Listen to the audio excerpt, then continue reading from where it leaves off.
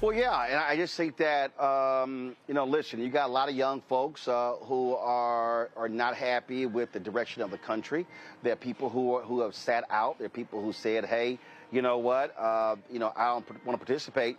But guess what? Rights are being taken. I think about all of these students who were complaining about student loan debt and wanted Biden to completely outlaw it. Well, the Supreme Court said it was unconstitutional.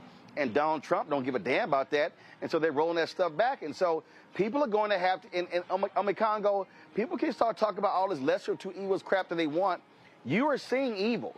The Supreme Court, we're going to talk about this a little bit later, literally said, oh yeah, Trump, ICE can actually stop people based upon characteristics like speaking Spanish and how they look. That is racial profiling, pure and simple. So people need to understand these are white supremacists who literally are snatching people off the streets. The stakes are high, and if these people are allowed to remain in power another 2 years, 4 years, they're going to cement power for 100 years.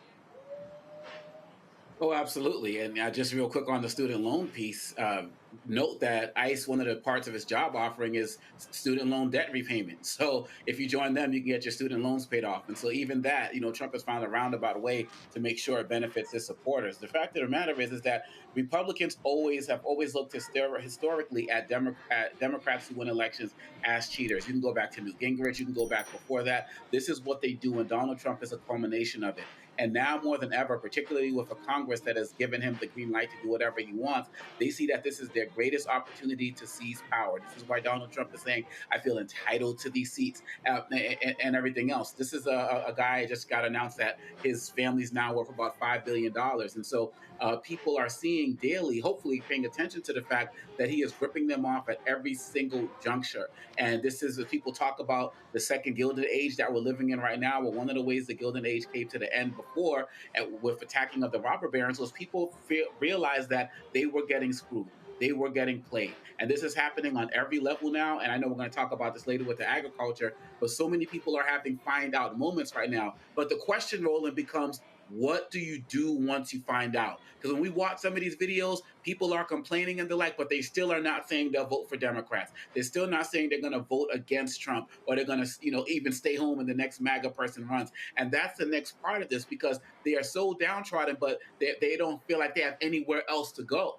And then you add that to the 90 million people who stayed home. And there's a lot of people out there who I'm still not convinced are going to come out for Democrats in 2026, despite all of this that's happening. Maybe more of them need to hit rock bottom, as Dr. Carr is always talking about. Maybe they're not there yet, but we need the Black Star Network. We need what we're doing here to continue to raise awareness, because, I have a daughter in college. I have a daughter in senior in high school and a fifth grade son. And I think about what's happening to their potential future. That makes me get energized and motivated every day. You talk about, your nieces and nephews and stuff and all of that.